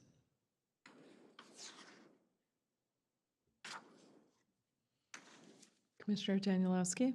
Madam Chair, I think that we have cut it from obviously where it might have been. So I am comfortable with the 2.5. It doesn't amount to a whole lot in regards to, you want to also provide at some point something that's going to attract people to want to run for these positions and in their daily lives, their work environment. So that's where I stand. Thank you. Yeah, this is, like I said earlier, it's an awkward thing, having to choose your own salary. We've done a number of things over the years to simplify this process, make it easier. I know our salary looks like we had a huge jump, but if you look at it seriously, that's when we folded in our mileage and our per diem, which I'm not sure is the best for this current board. I probably spend $100 a week on gas. Every time I leave my house, it's at least 50 miles anywhere I go. And I put hundreds of miles on my car. I'm not complaining. I'm not in this for the money, but I also think it's a justice thing, and it's called a part-time position. There's not many weeks I work under 30 to 40 hours with this job and with the committees I've been on and have been elected chair on most of them, so you do put in many, many other meetings. I also think going forward, I never want these positions to be out of reach for anyone. I don't think they should only be open to retired people or people that have other wage earners. Similar to our legislators, I thought it was an out-of-balance system. It was only open to wealthy families or retired people. And that just didn't seem just and right to me, and I don't want these positions to ever be like that. I want them to be available to anyone that would like to run for them. So I believe us adjusting our policy and us taking a 2.5% seems appropriate. Any other questions or comments? Hearing none, I am going to take the roll call vote. Commissioner Gray. Aye. Commissioner Felber. The chair votes aye. Commissioner Danielowski. Aye. Commissioner Halls. Nay. The motion carries 3-2. Thank you. Moving on now to, item 7.2, consider adoption of the 2024 annual budget and associated annual levies. Thank you, Madam Chair. Administrator Messelt. Thank you, Madam Chair, members of the commission. The action can be taken individually, or do you want them individually, or we can? Okay, so we have three resolutions in front of the board today. Resolution 3109 adopts the county budget. Resolution 3110 adopts the proposed property tax levy, and Resolution 3111 adopts the proposed regional rail levy. And again, the rail authority recommends it to you. Now you act on it as the county board. I do apologize. I noticed there's a typo in your RBA. It does not affect the resolutions, but in the fiscal implications, it says the actions would approve the 23 budgets, and that's not true. It's the 24 budgets. So again, the resolutions are accurate, just the note in your cover memo. We have discussed, I think, the budget quite a bit this year. Given the truth and taxation comments, you've taken time to consider those. Staff has evaluated the position, and as Commissioner Halls noted, one of the lowest levy increases across the state. We are very fortunate because some of the state funding that we received allowed for that. It would be a different story without that. But as you discussed earlier with Parks and Trails, the commingling of federal and state funds and local funds is very complicated, and the staff appreciates the effort that the county board went to this year to understand, but also to work with us on preparing, I think, what is a really good-looking 2024 budget. The highlights, again, focusing on our priorities, I think really are earmarked for you in terms of our healthy, safe, and livable communities, the economic growth and vitality of the community, partnerships and an informed public, the fiscal responsibility and the discipline, which is required as the guarantor of public trusts, and then the continued maintenance of organizational excellence. The cover letter is included, I think, which reflects that, and we'll, as staff, stand ready to answer any questions the board has. But if you take those in order, the first one would be Resolution 3109, adopting the 2024 county budget. Okay, so just resolution number 3109, adopting the county budget. Madam Chair, I'll make a motion to approve. Motion's been made by Commissioner Danielowski. Is there a second? So we're taking these individually? I guess we are. We are. The county attorney is opined that we should take those individually. This is the overall county budget. 3110 is then what? 3110 Will be the is the property tax levy, levy. and 3111 will be the regional rail levy. So this is 3109, the county budget. Motion's been made by Commissioner Danielowski. Is there a second? I'll second that. Seconded by Commissioner Gray. Open it for questions or comments. Madam Chair. Commissioner Halls. Yeah, so I think there was a lot of good work done this year on the budgets. As was mentioned earlier, this is one of the lowest levies, in the state. I still think there is work to be done, which is why I voted against it originally. I don't think we are far off, but my stance hasn't changed in that I think that there's opportunity there. So I want to recognize the hard work that was done by staff and by the board. I just think there's more hard work to do. So thank you. Others?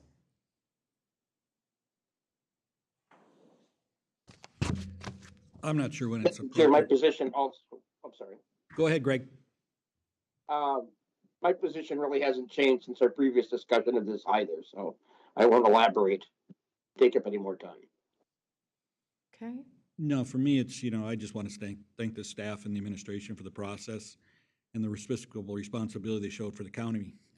We as commissioners are charged with providing multiple services to residents. By supporting the levy shows we care about them and our employees.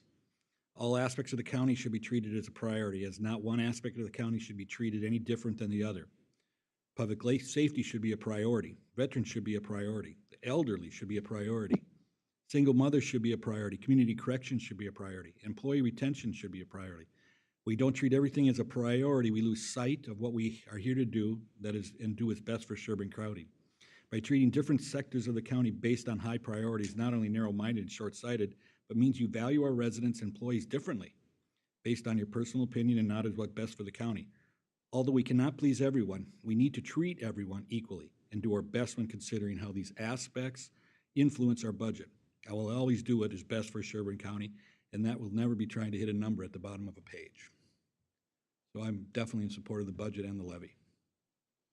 Okay, any other comments? Madam Chair? Commissioner Danielewski. Thank you. I am in support of this budget, and I want to thank staff for their diligence and their hard work in getting us from a number that was up in the sevens down to where we're at, which I'm extremely proud of their hard work, and we do need to support what we are charged with providing in services and support our employees that are a part of providing, the most important part of providing those services to the Sherburne County residents. I want to thank everyone, the board, for their work on this, for us wrestling with a lot this year. It's the deepest dive we've done into a budget since I've been on the board, and I appreciate the work by staff. It is a huge balancing act of balancing taxpayer resources and money and supporting our staff as one of the largest employers in this county and making that all work and finding that sweet spot. I think we have found that sweet spot with this increase. So with that, I'm going to call the vote. Commissioner Felber. Nay. The chair votes aye. Commissioner Danielewski. Aye. Commissioner Hulls. Nay. Commissioner Gray. Aye. Motion carries 3-2. Moving on to resolution number 3110, that of the 2024 property tax levy. Can I get a motion? So move. Motion's made by Commissioner Gray. Is there a second? I'll second. Seconded by Commissioner Danielewski. Any questions or comments on this? Seems to me that, Madam Chair, it seems to me that now that we're here, we've approved the budget in the previous one. We absolutely have to do the levy. If somebody can correct me if I'm wrong there. It's still a separate motion I think by statute, so it's a separate motion. Yeah. But by statute, we take it separately. So I will call for the vote. The chair votes aye. Commissioner Danielowski. Aye. Commissioner Halls. Nay. Commissioner Gray. Aye. Commissioner Felber. Nay. Motion carries 3-2. Moving on to certifying the 2024 Regional Rail Levy, Resolution number 3111. Can I get a motion? So move. Motion's been made by Commissioner Gray, I'll second. seconded by Commissioner Danielowski. Any discussion?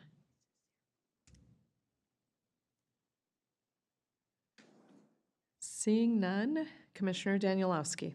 Aye. Commissioner Halls. Aye. Commissioner Gray. Aye. Commissioner Felber.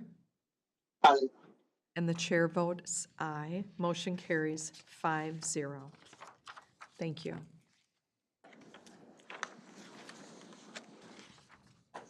We will move on now to Commissioner Correspondence Committee. Meeting schedule. Item number 7.3, thank you. The 2024 County Board meeting schedule. Administrator Messel. Yeah, thank you, Madam Chair, members of the commission. So every once in a while, Keisha likes to sneak in something into your board packet just to see if you're reading it. And then we have an award for the first person to catch it. The award this week goes to Commissioner Danielowski. Good job. So thank you for catching it.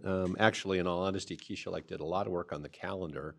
And then for some reason, the Word document just didn't jive, right? Apparently, I put all my energy into one document and not the other. Dan pointed out the rest of the errors on the other document. So anyhow, we've corrected that with the handout today, and I'll turn over to Keisha to make sure that she covers what you had told us to do. Hopefully, there won't be a long discussion. We can improve the calendar. Yep, so the new updates are just as we discussed at the last county board meeting with there being one meeting in July and us having the budget workshop on the 17th and the 18th. For the most part, they all keep the first and third Tuesdays of every month.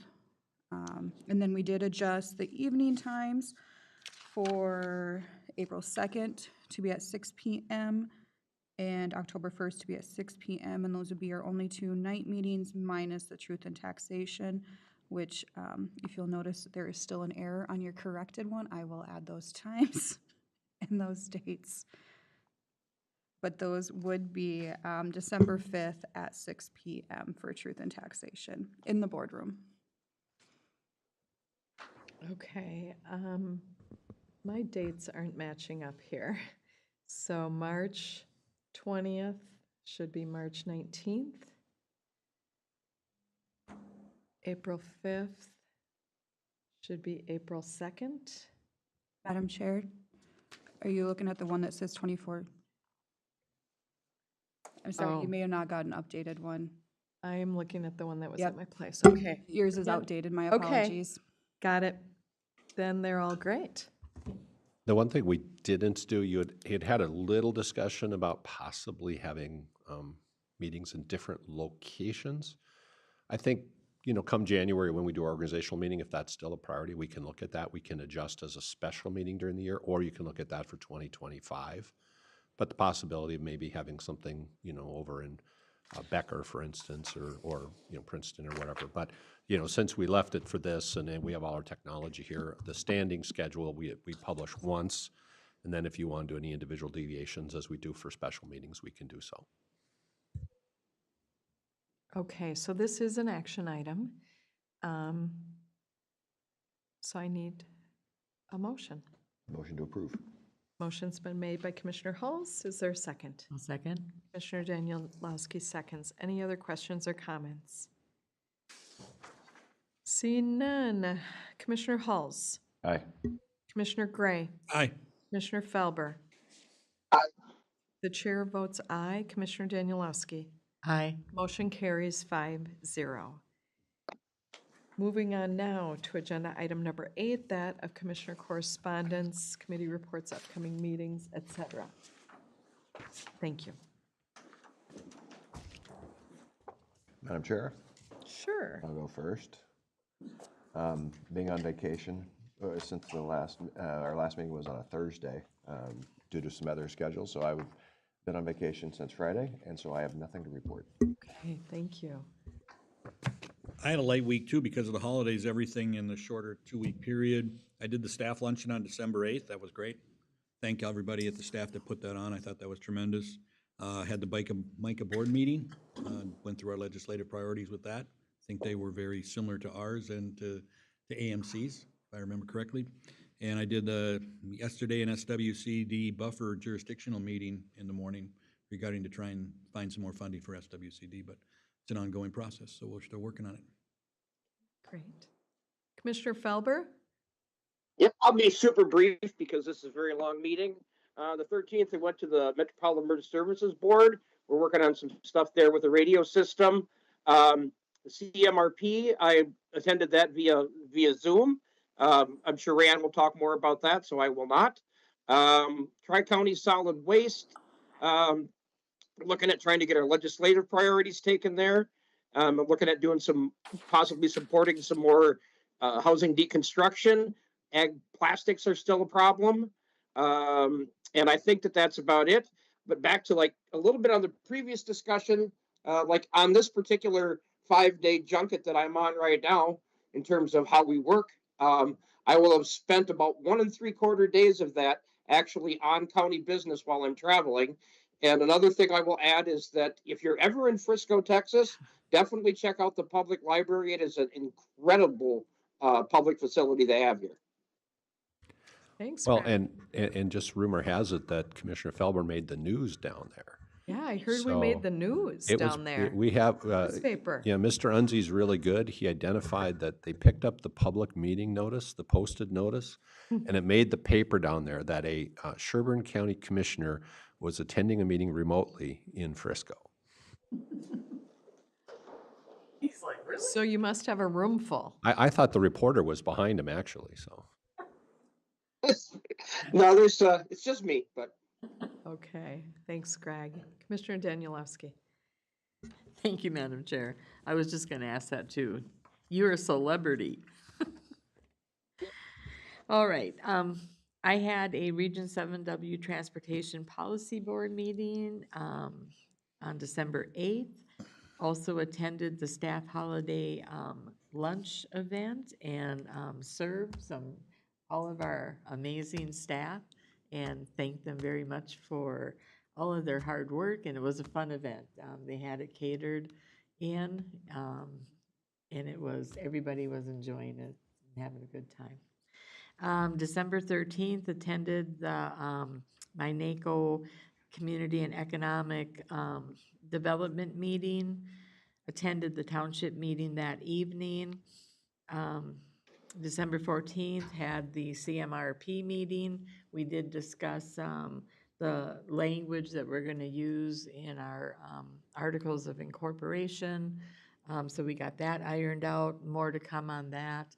And then also had an update on the Highway 25 Pell study, and that is proceeding along nicely. And so there was some question in regards to getting an answer and including the Regulatory Commission for Nuclear Energy, because some possible location could possibly get close to the nuclear plant, and how would that affect the regulation of how close you could get to a nuclear plant. So we're moving along, and then we're going to work on figuring out when we're going to be handing this off and turning a part of the group into a 501c6, I think, is that correct? 501c6, thank you. Okay, and then also attended the Tri-County Solid Waste meeting up in St. Cloud. In December 18th, I was able to go visit Shakopee's Family Resource Center in Scott County. It was a great site visit. They have a really, really nice location, and I'm super excited to be able to continue working on creating a Family Resource Center in Sherburne County, what it is that they can do and the outreach that they can provide. And the whole idea is to help reduce the need of some of the services that the city or the county provides in regards to children and other needs will pay dividends by investing in this opportunity. And also then had the year-end AIS meeting last night. They did this by Zoom, so it was a good update on everything that's going on. We are still working in our lakes in the county on Eurasian milfoil, making sure that we are fighting our best against starry stonewort. We definitely do not want that in our county lakes. And also, we do have some lakes that have found golden clams. And so the efforts will continue. Also wanted to make sure that any entity out there, whether it be a lake association or a city, the RFPs are now open until February 1st through the Sherburne Water Conservation District for AIS grants. There's going to be $70,000 available this year. So if you do have something that you think would fit in regards to this grant, by all means, please get your application in to be reviewed. That's it. And Merry Christmas, everybody. Happy holidays. Few things. Central Minnesota Jobs and Training, I've had a number of meetings. We've been meeting lately, the Joint Powers Board, to address some administrative, personnel, and financial issues. There will be more information forthcoming with that, but that was about 5 meetings in the last 10 days. So stay tuned with that. I did pass my Leading on Purpose, my NACO Leadership Academy. Nonprofits United had a meeting up in Princeton. It just gathers all the nonprofits in the area to know what's going on with each of those and their needs. 2 different chamber gatherings, the Princeton Chamber Lunch and Learn, we met at the VFW, and the Zimmerman Business Council. I'm thrilled that Debbie Rydberg, a shout out to her, is helping develop a Zimmerman chamber called the Zimmerman Business Council. We discussed lots of stuff. I think next on their agenda is going to be 169 and 4. Again, we've had that already once this last year, but they keep revisiting that just to keep the business community informed. We had a MICA meeting. Gary forgot to list MICA with his meetings, or did you? Did you say MICA? Okay. Yeah, I only had 3, so I couldn't miss one. And just wanted to invite you all, the annual MICA meeting, which invites all commissioners from MICA counties, will be down in Winona on February 1st. So I think Keisha might have information on that, or we can get more information on that if you would like to come to the MICA annual meeting. Had a NACO Healthy Counties Advisory Board meeting and a Women of NACO meeting. Also served on a Princeton Chamber panel with their leadership institute or academy that they do each year with local government people. We had a city council person and a school board member. Attended the employee resource group here, the Pride group, and then was at Baldwin Township last night with Dave Lucas there talking solid waste and Dan there talking economic development. So shout out to them and thank them for their evening work. That was the last township meeting, so they made it through all the townships.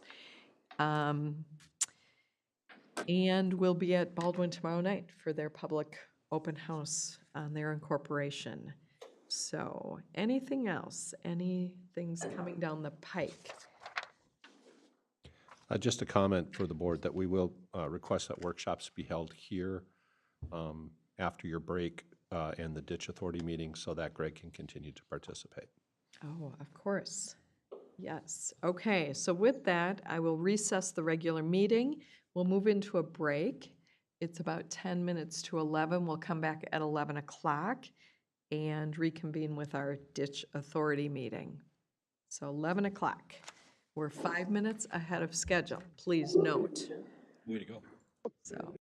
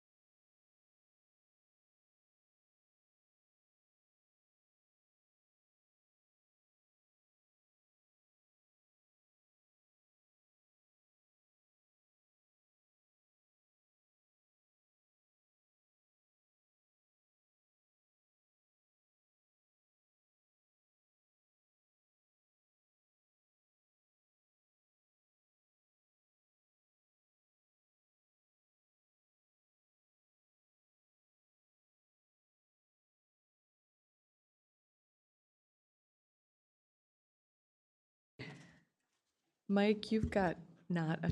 It says you're the least amount of ditch activity you've seen in years. Yeah, Is it because it's so dry? it's so dry and a lot of the problem areas we've already addressed, so I've been pretty fortunate. Okay, so we are back. So I will reconvene our meeting and open our ditch authority meeting. And first item on that is to approve the ditch authority agenda.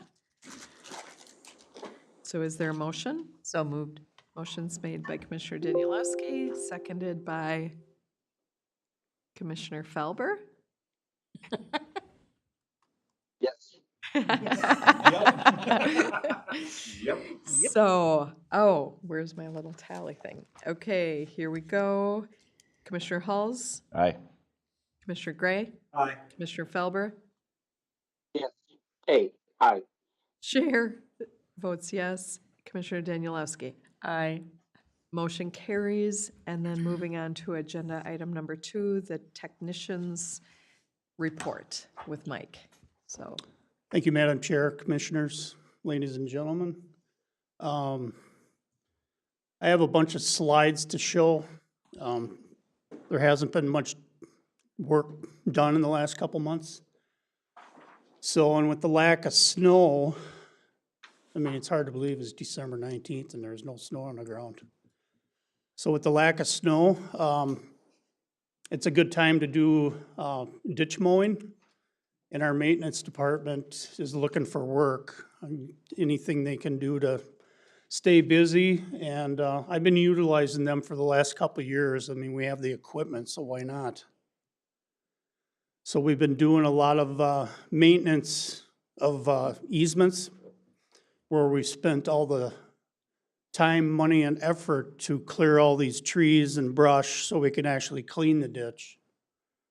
So I figured, why not do some preventive maintenance here? And about once a year, usually late in the fall, we do some mowing and maintaining of stuff we've already done. This is ditch 34. Right there, I'm facing north on County Road 16.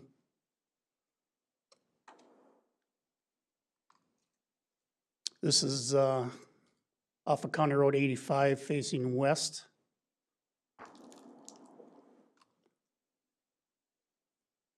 This is at County Road 85 facing south.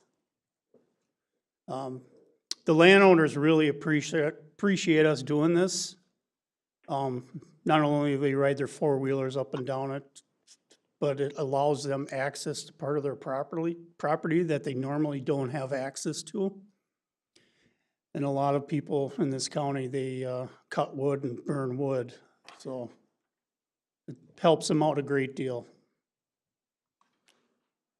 This is on 63rd, right off of County Road 11. I don't know if any of you remember years ago, maintenance came in here and cleared all the brush and trees up to the ditch, except for the very large trees that are right on the ditch bank. We left them in place because their root system stabilizes the bank. It keeps it nice and stable. But we did such a nice job, and we hydro-seeded it and seeded it, that the landowners have taken over the maintenance for us. So now we don't have to do it. And they take pride in taking ownership, and they maintain it, keep it nice and mowed.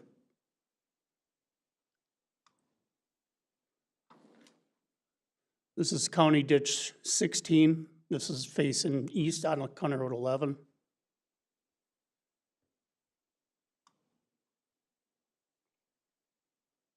This is by the Becker Sod Farm on the same ditch, right off the minimum maintenance road at the Becker Township line. Same area, you can see the sod farm on the left, but this is a minimum maintenance road, but we did another clearing and grubbing project, and it's nice to keep this nice and mowed and maintained. So when I'm gone, or if we ever do is clean this ditch again when I'm here, alls we gotta do is go in there and to clean the ditch. We don't have to clear trees and brush and, which is a huge expense. And it's a lot of time and effort.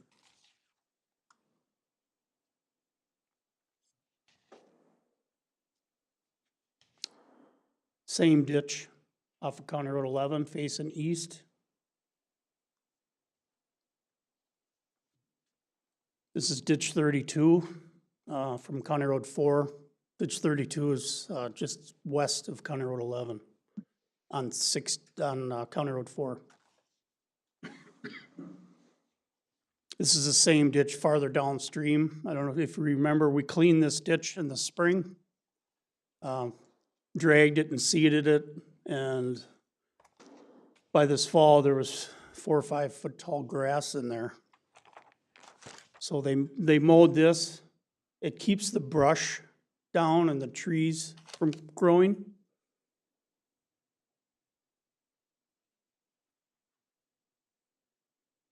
This is over off of 169, ditch 31, where we got replace that tile line I've talked about. These are some of the trees that we gotta have clear. There's quite a few of them.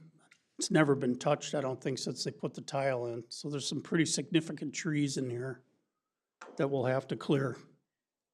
Question, Mike? Yep. When you say hasn't probably been touched since they put the tile in, and what year was that? Like 1920. Okay. Just off, somewhere in that, without looking at the actual year, but that's pretty much when most of the ditches were made, was in the early 1900s. Okay, thank you. So it probably hasn't been touched in 100 years. This is the area where we jetted the tile line to open it up. Now it's time to replace the tile.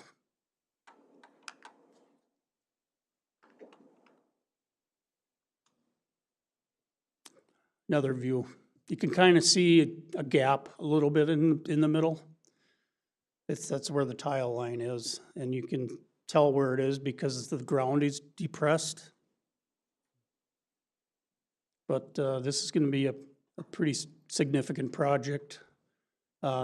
County maintenance is going to clear the trees since we have the resources and they have the time to do it. So it doesn't look like we're getting any snow anytime soon. I'm actually meeting out the supervisor out there after this meeting, and we're gonna discuss. Commissioner Gray, did you have a Do you question? survey that before you clear the trees, or no? No. No. No, we'll survey it after the tile's put in, because then we know exactly where it is. Is there any frost in the ground, Mike? In here, no. There's such a heavy layer of pine needles. Even if we're not gonna be doing any grubbing. We're just gonna cut the trees. And then in the springtime, when we replace the tile, we'll grub the stumps out.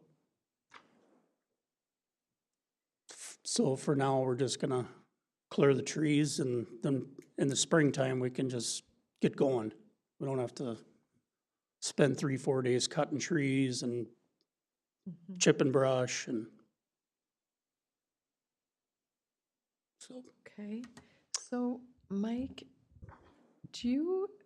I should know this, could you ever just bring to us a whole county ditch plan and kind of overall, I know that you address ditches on, when residents call and when they're having trouble with ditches not doing what they're supposed to be doing, that's kind of the maintenance happens, but do you have like a maintenance schedule for ditches?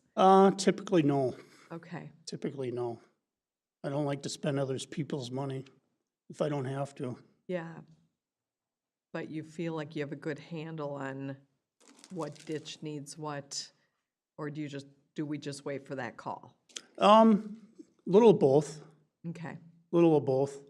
Yeah, it's interesting talking to other commissioners at conferences and how some of them they do nothing with their ditches, and they haven't for 100 years. Yeah. You know, and yeah, so I was just curious.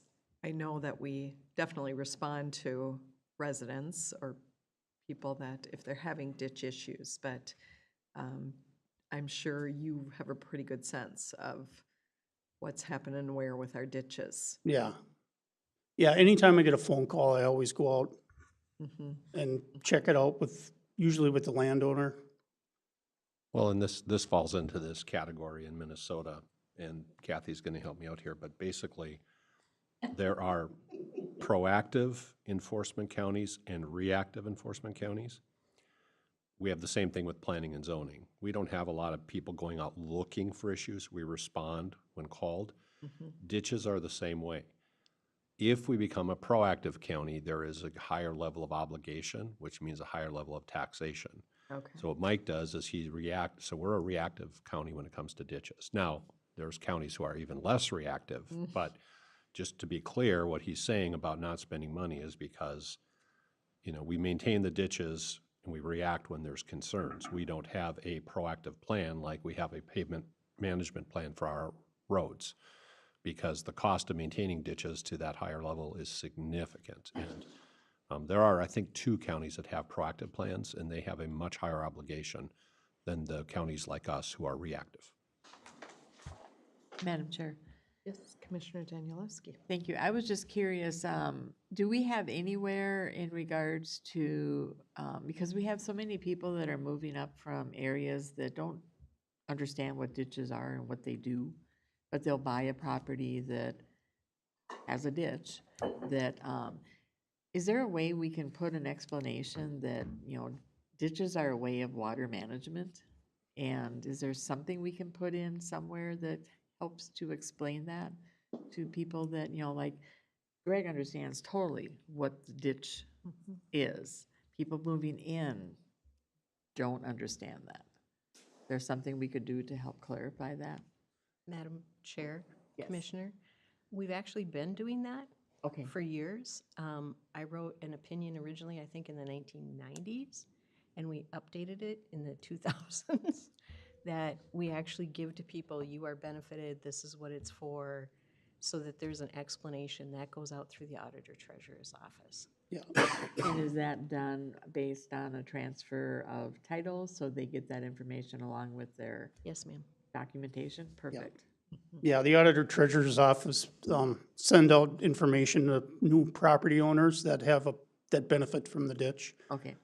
So they're not blindsided. A lot of people didn't even know they had a ditch, or when they get a bill in the mail for ditch fees, they're not surprised. Yeah. I appreciate that then, that's already being done. I was just curious because I seen someone make a comment that, what's this bill? Yeah. Well, Oh, I and get the some are phone still calls every. surprised. Oh, yeah. Some Yeah. don't read that, and they're still surprised, but that's, yeah, because I've gotten some of those Yeah. calls too. Well, and some of them don't have the actual ditch on their property, but they benefit because it drains into the ditch. Yep. So every time the ditch bills get sent out in August, I get a few phone calls. They're not always pleasant. But, you know, read your abstract on your title.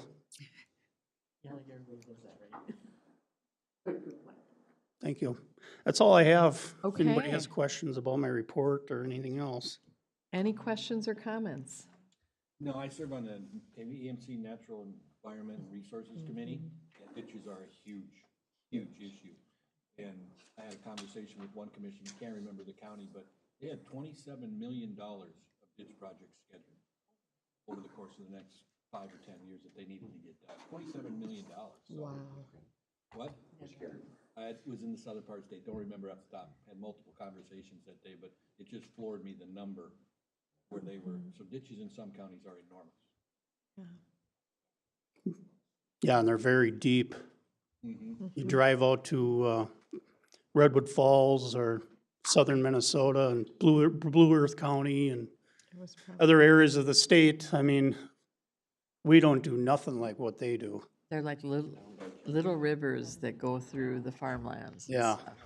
Having 400 acres of Yeah. family farm in southern Minnesota. I know exactly what you're talking about. Yeah, and with all the drain tile being installed, you know, they're outletting into the county ditches and, you know, there's more impact.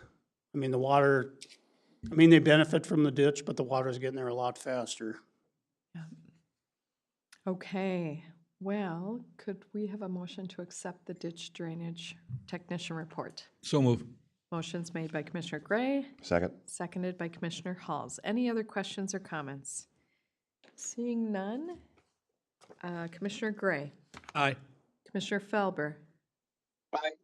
The chair votes aye. Commissioner Danielowski, Aye. Commissioner Halls. Aye.